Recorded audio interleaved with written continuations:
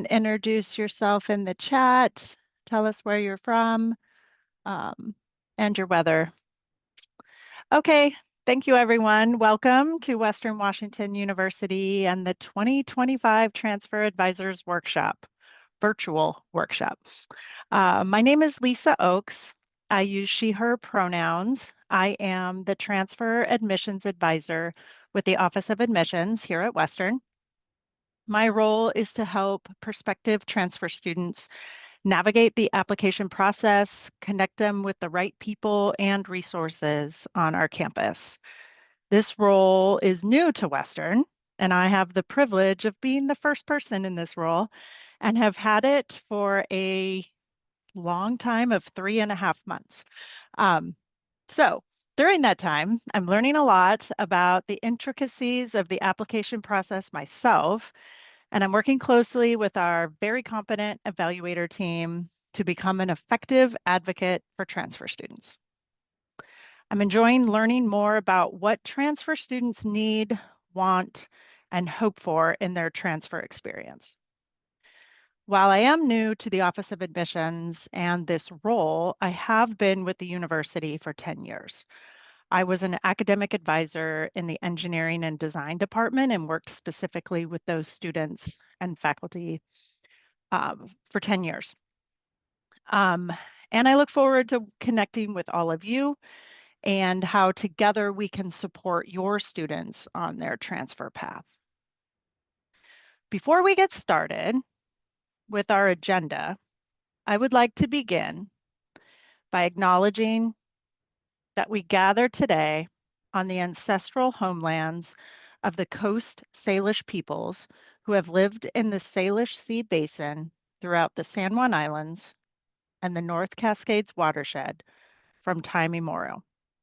Please join me in expressing our deepest respect and gratitude for our Indigenous neighbors, the Lummi Nation and Nooksack tribe, for their enduring care and protection of our shared lands and waterways. Thank you. Okay, so now we're going to dive into the agenda and what today is going to look like. While we are a bit disappointed that we're not gathering in person, we still hope to provide a very informative day today. We have a full agenda that we're very excited about. Please do us a favor, ask questions in the chat. We will be monitoring that. That helps make it more interactive and engaging in this Zoom format. So go ahead and do that, and we will respond accordingly. Since we're not going to take time for all of you to introduce yourselves verbally about who's in attendance, I just want to tell you a bit about who our colleagues are who are sitting with us in Zoom land. So we had almost 50 community and technical college advisors register for today's event. Looks like we have maybe 43 who are showing up today, so that's great. There are about 12 different institutions are represented, all of which are on the west side of the state. Seattle and north is pretty much who you all are and where you're from, which is great. You are great partners for us. Nearly half of the attendees are attending a Western Washington University Transfer Advisor Workshop for the first time. So Western has hosted these before. Some of you have attended, but it's probably been a little while. So we're happy you're here.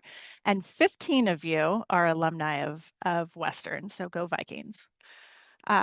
We are recording the workshop today, and the recordings will be available afterwards, as well as the presentations that we will be having today.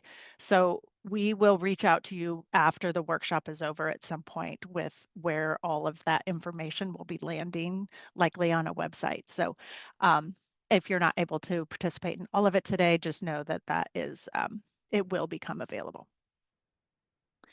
Okay, so the agenda, we are going to start with an admissions update from Jean Gaffney, our Associate Director of Admissions. And then we're going to hear from the director and associate director from our Academic Advising and Achievement Center to discuss what advising looks like at Western. And then we're going to hear about Western student data, transfer trends, things like that, from John Krieg, who is the Director of Institutional Effectiveness here at Western. And then the very popular part, or traditionally popular part, we're going to have a transfer student panel. I think we have 4 to 5 different transfer students represented, and so we're going to moderate a panel for you so you can hear from them. And then we're going to take a lunch break and screen break. So roughly, we hope to stay on track with this time. About 11:45, we can walk away from our computers and grab something to eat. And then after the lunch break, starting at 12:30, we are going to have some breakout sessions with various academic departments, and we will have 2 going simultaneously. So you will need to choose which one you're going to attend. And then we hope, and I think we have 3 breakouts, 3 slots. And then we will plan to wrap it up by 3 p.m. That is our goal. So without further ado, I'm going to turn it over to Jean Gaffney, the Associate Director of Admissions. Jean is truly responsible for making this event happen. So thank you, Jean. I'm going to give you some snaps, Jean. And Jean, and there is a team behind the scene who helped make this pivot happen from the in-person to this virtual world. So thank you to all of you as well. Thank you, Lisa. Yeah, and thanks everyone for joining us. I know this is not the day we'd hoped for. We have had these workshops offered virtually intermittently since COVID, and we're really excited to pivot back to an on-campus experience, especially since so many of you are just getting to know Western. But you know, the name of the game here in higher education is being flexible. So thank you for your flexibility and for hanging in there with an agenda that wasn't intended to be totally on the screens. I'm just going to provide an overview of Western real briefly, kind of some quick facts for those of you who might be less familiar with our campus, provide some programmatic and updates about our campus, really dive into the admissions requirements and some advice for you to share with your students. That will include transfer students, running start students, and international student applicants. Share information about the scholarships that we award students, cover a couple of policies that would be good for you to be aware of, and then make sure you have an understanding of where you and your students can find additional resources at Western. So briefly, Western has currently about just under 15,000 total students. Our largest enrollment was just over 16,000 pre-pandemic, but we are the 3rd largest university in Washington. I think sometimes that surprises people. If you come to our campus, it doesn't take long to walk from one end to the other. It's a super friendly, compact, walkable campus, but we are the 3rd largest university in Washington, and that allows us to offer a lot of opportunities to students both inside and outside of the classroom. We're organized into 7 colleges. The largest is our College of Humanities and Social Sciences, followed by College of Science and Engineering. We have a College of the Environment, Woodring College of Education. We were founded as a normal school back in the day. College of Fine and Performing Arts, and then College of Business and Economics. Sorry if I already said that. And our College of Fairhaven College of Interdisciplinary Studies. In addition to our main campus in Bellingham, we do have location-based programs on many community colleges throughout the Puget Sound region, and those sites are listed there. Our average class size is 26 students, so that can be a pretty familiar size to students who are transitioning from a community college. Obviously, we have some of the larger survey classes that would be more often taken by first-year students that are larger, and then as students get into their major and in cohorts, often those courses and class sizes get much, much smaller.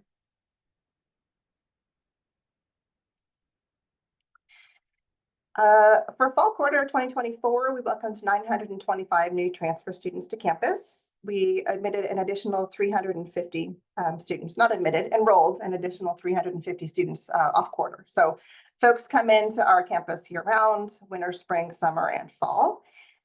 61% transferred directly from the Washington Community and Technical College. A lot of additional students will have taken classes through Washington Community College, maybe as a dual enrollment student, then transferred to four-year and then come to Western. So as we know, it isn't a linear path for transfer students in many cases. The average transfer student coming from a community college brought in 84 transfer credits, and the average Running Start student came with 66. So quite a lot for our Running Start students. And the average GPA of admitted transfer students is a 3.2. I have a next slide that sort of talks a little bit about the admit rate by GPA that I want to spend a little time on.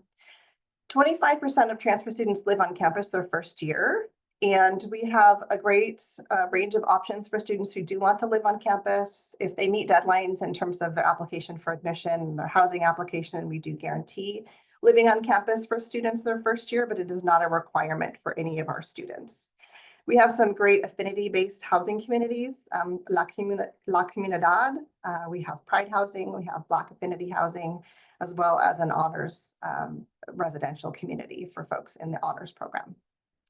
Perhaps most importantly for transfer students, we also offer an off-campus housing office, which is a great resource for students in our Viking Union. Students are often living alone or living on their own for the first time. So it's a great way to connect with prospective roommates, find out about housing availability, and then also really just learn your rights and responsibilities as a renter and some basics about landlord-tenant law. So that's a really fabulous resource for many of our transfer students. This shows the distribution of students, transfer students who were admitted by GPA range. So you'll see that the overall transfer admit rate is nearly 80%, 79.09%, I believe. And you can see there that it certainly drops off after students with a GPA below a 2.5 are less likely to be admitted, but not impossible by any means. So I think it's really great to communicate with students who have a lower GPA and may feel discouraged by the possibility of transferring, that it's worth a conversation with someone in the admissions office. I do want to talk about the 97.9% admit rate for that 375 and why that's lower than the 3.5 to 3.75. We have transfer students who are coming with all number of credits. And typically the folks who you'll see denied there at that high range are people who don't have much transfer coursework. So for students who have fewer than 40 transferable credits, we also look at the high school record. And so that may be a student with 5 or 10 credits of college coursework with good grades, but the balance of their academic record when we look at 4 years of high school is not necessarily indicative yet of being prepared for Western. Here's the top 10 academic interests of our transfer student applicants. This is a pretty, I mean, the list moves around in terms of the order, but this is a pretty typical list. I've been at Western for 22 years. And this hasn't shifted a whole lot, although computer science certainly wasn't as popular as it is now 20 years ago.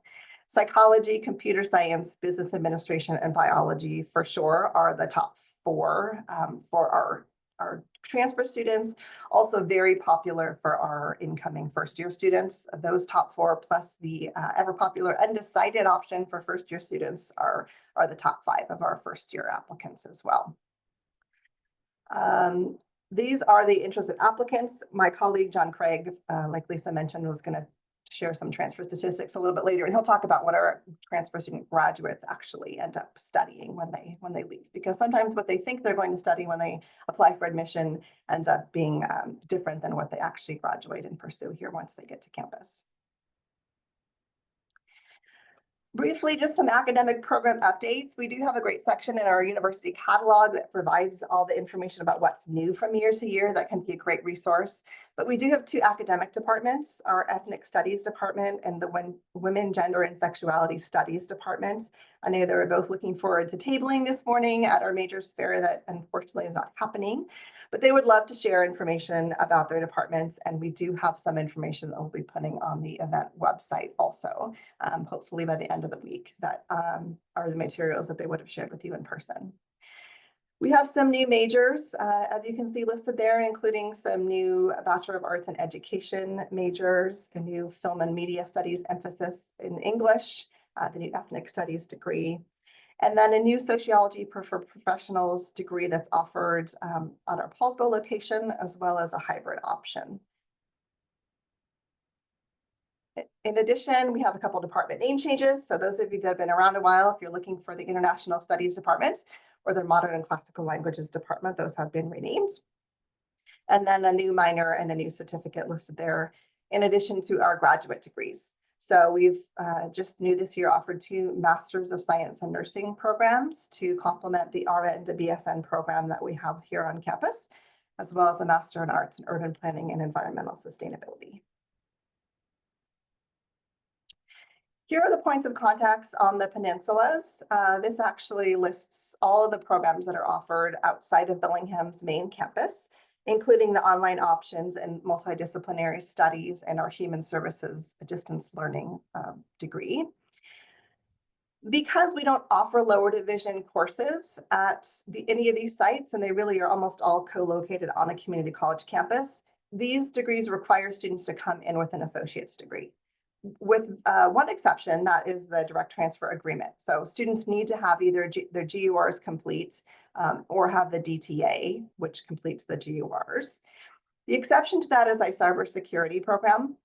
So the cybersecurity program is available on Billingham's campus as well as in Paulsbo and Kirkland.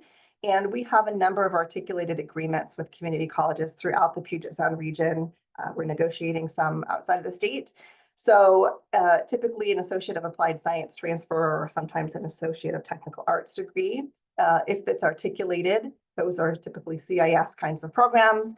Those folks come in with junior standings and the preparation necessary to complete the cybersecurity degree. We have a brand new building. I know four-year colleges love to talk about buildings. They're not the most exciting thing or the most relevant thing for advising purposes, but we are really proud of our new Kaiser Borsari Hall. It opened just this winter quarter, and it's Washington's first carbon net neutral collegiate building. It's got all kinds of really cool things, obviously a whole solar array, but it's really a neat building inside, although it looks a little bit funky. All the design elements were taken into consideration to be that carbon net neutral. That was the goal here. And then in 2022, so not super new, we did open a new interdisciplinary science building. So if you haven't been on campus since pre-COVID, that will be another new landmark for you. That has been really important in expanding access to classrooms and lab for students in our growing STEM fields. I wanted to talk about a couple colleges that you might not be as familiar with at Western. One is Fairhaven College and the other is our Honors College. Fairhaven College of Interdisciplinary Studies is our smallest community on campus. It consists of about 400 students.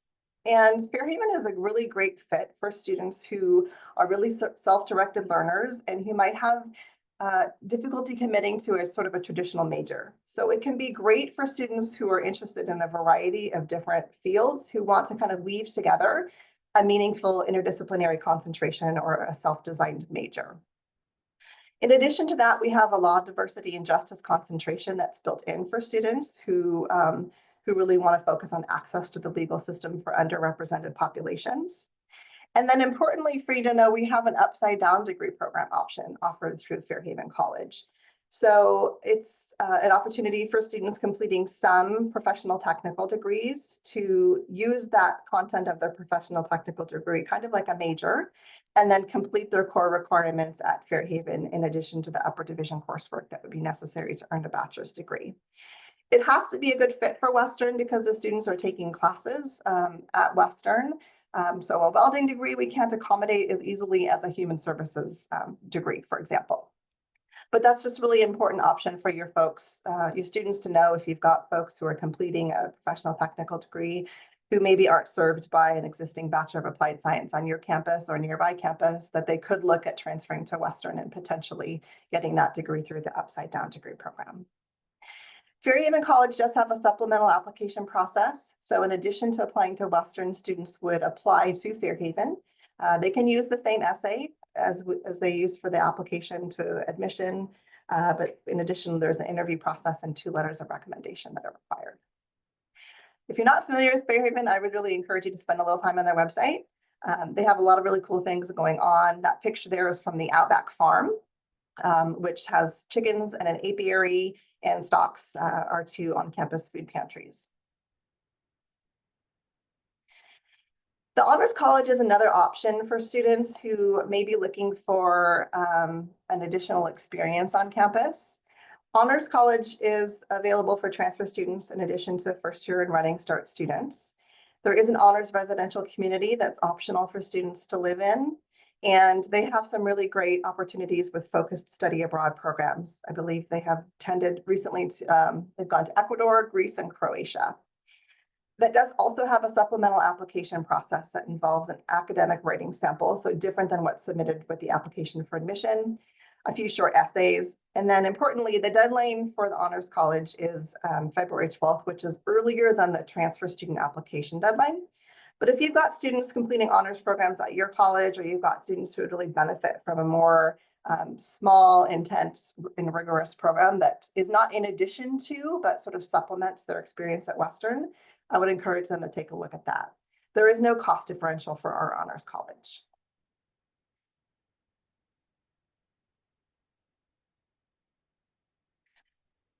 So pivoting here to talk about admissions requirements, there's no changes here, but for those of you who are less familiar with the requirements, I just want to make sure you have a good understanding of what we expect of transfer students, international student, and Running Start student applicants. So transfer students do need to apply online through our application for admission. We do not currently accept a common application for transfer students, although we do for first-year Running Start and international applicants. There's a $70 application fee and an opportunity to request a fee waiver at the end of the application fee. So we certainly don't want that fee to be a barrier for our students, and give the opportunity to answer some questions about eligibility, and also provide a text box if there are circumstances that maybe aren't reflected by their circumstances that need a little bit more explanation. Medical debt, those sorts of things. There are often could be helpful, loss of income, etc. We require students to send official transcripts from every college they've ever attended. That's really important. Sometimes students think that they just can send the last one, the most recently attended school. And sometimes students forget, maybe they took a dual enrollment class in their high school and they forgot that they have a transcript from Everett Community College, even though post-high school they've only attended Skagit Valley College. So we do require official transcripts from every college that the student has ever been enrolled at. We require an essay if a student's GPA is below a 3.0, and I'll spend some more time talking about the essay and giving some tips about that in a slide here moving forward. And then the minimum cumulative grade point average is a 2.0. So students need to have at least a 2.0 college level cumulative GPA in order to meet the minimum requirements set up by our faculty. And like I mentioned earlier, students who have less than 40 college credits earned in transfer, we will request a high school transcript. So we want a more complete picture of their academic profile. If you've got less than 40 credits, we don't feel like that's quite enough to base a decision on. And those students must also meet first-year admission requirements in terms of course taking. We don't have a world language requirement for transfer admission or graduation, but students who with less than 40 credits, like high school applicants, would need to meet that 2 years of sequential language, world language, a Native American language, or ASL. We do accept the common application for first year and Running Starts. We also have a Western application that students can complete whatever their preference is. Same information about the fee waiver and the fee waiver request. We do accept unofficial high school transcripts because we aren't awarding college credit, so students can just upload those with their application. There is a required essay. The essay is required for all first year and Running Start applicants, and we will ask for an activities list that provides an overview of the activities they've been involved with during their 4 years at high school. And we are test optional for all first year students. International student applicants need to make the same requirements, whether they're applying as a first year international applicant or a transfer applicant. In addition, we do require evidence of English proficiency.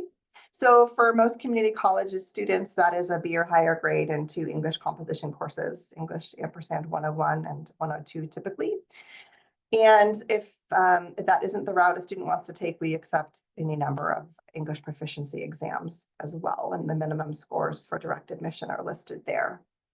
If a student has also earned credit outside of the US, we may request an evaluation from a NACES member organization, but that will be a case-by-case basis, and we will request that of the students after looking at their application. Our application dates have not changed, but they are listed here for your reference. They do vary depending on the student type. So transfer deadline for fall, for example, is later than first year running start deadlines. We are pretty flexible accepting late applications. There's obviously a big amount of time between the March 1 deadline for fall and when fall classes start towards the end of September. And so we're quite flexible with accommodating late applications. Winter and spring, it gets a little trickier to accommodate late students because we want to make sure that they're successfully set up with financial aid and their transfer credit evaluations, registration. But we do keep our application open past these deadlines. And you can always have students reach out to the Office of Admission.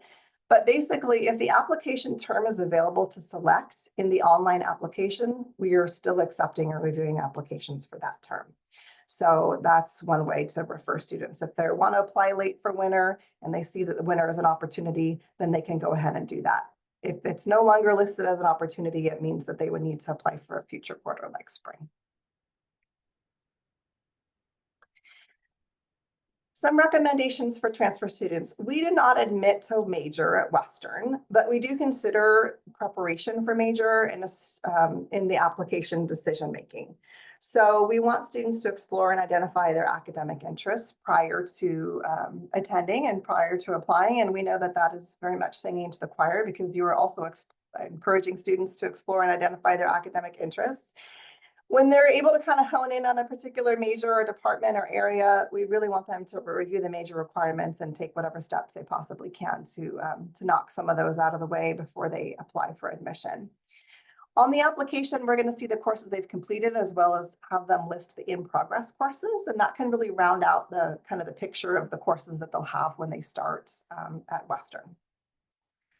The transfer course equivalency guide, or TCAG, we call it internally, is the crosswalk of courses. So in there, we've got a list of the community and technical college courses that are accepted at Western, the ones that transfer and how they transfer. So if you're not familiar with that tool, it's a really important one to be aware of and refer your students to.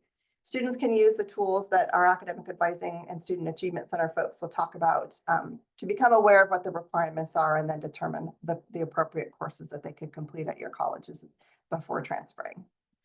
We really encourage students to complete college level math and English before submitting an application. It just eliminates any concerns we have about those core areas.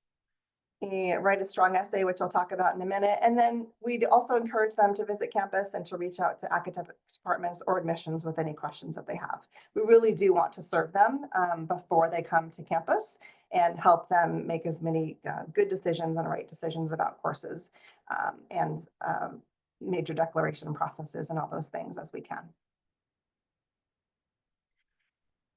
The essay, like I said, is optional for students with a GPA above a 3.0. It is required for anyone with a GPA below a 3.0. And this is the required essay. So really, we're looking for some insight into transfer students' goals. What are their educational or professional goals? Why are they interested in studying fill in the blank? Computer science, marine biology, psychology, English. We're just kind of curious about people and why they want to study what they are interested in. And also, if there's a particular reason a student is applying to Western, the research interests of a faculty member really caught their eye. They've got a sibling at Western.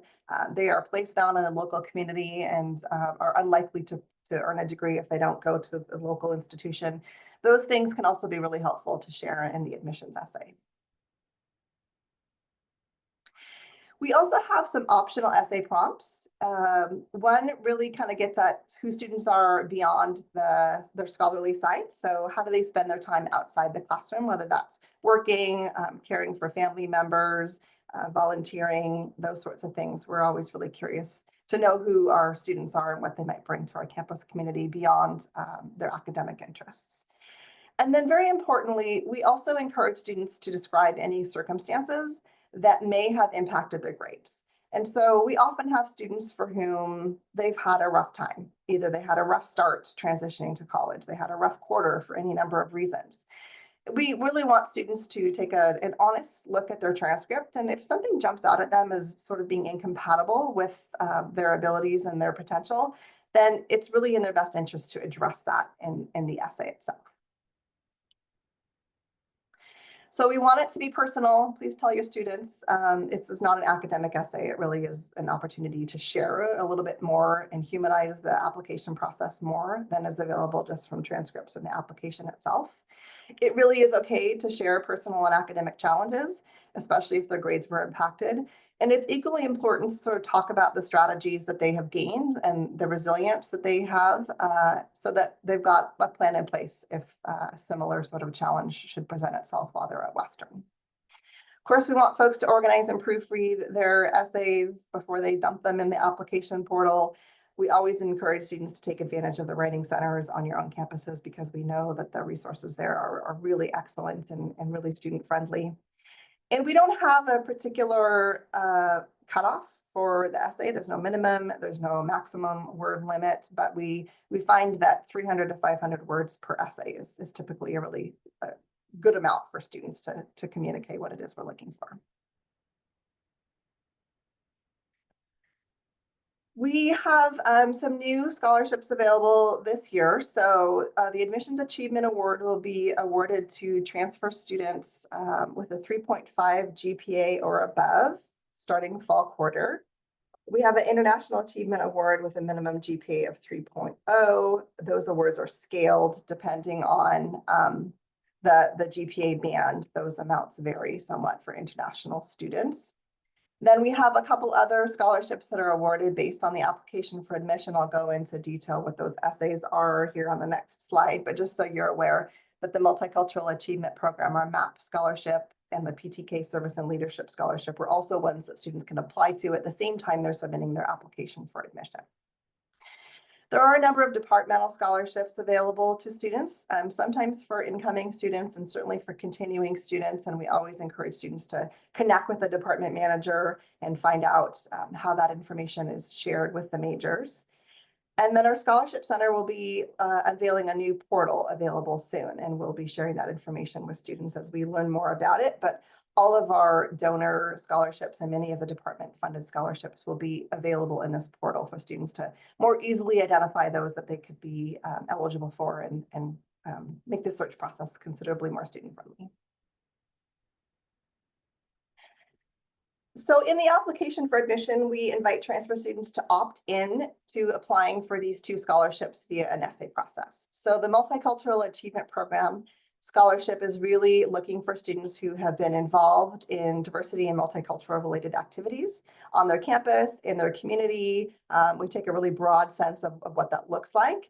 But for folks who've been involved on your campuses and who look to expand those opportunities at Western, that can be a really great essay to respond to because those scholarships are fairly abundant.